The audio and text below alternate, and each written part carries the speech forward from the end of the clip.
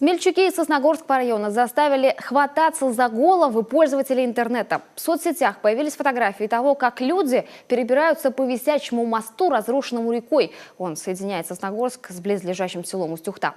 Каждый год весной и без того экстремальную переправу натягивали подъемными кранами. Но на этот раз в администрации о мосте почему-то забыли. И теперь навесное сооружение просто сносит течением.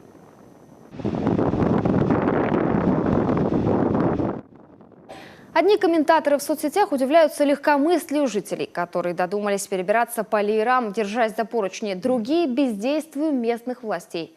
Стоит отметить, что на официальном сайте администрации еще во вторник появилось предупреждающее объявление. Управление по делам ГО и ЧС сообщает, в связи с подъемом уровня паводковых вод на реке Ухта в районе села Усть-Ухта временно закрыт переход по подвесному пешеходному мосту. Просим вас соблюдать меры предосторожности. Для проезда в город Сосногорск и другие населенные пункты просим пользоваться автобусным маршрутом. При этом, как отмечают сами местные жители, дорога к мосту не перекрыта. Запрещающих знаков нет, оттого и находятся смельчаки. К слову, путь через мост из села в город самый короткий и пеший. Есть объездная дорога, но добираться по ней можно только на машине или на автобусе.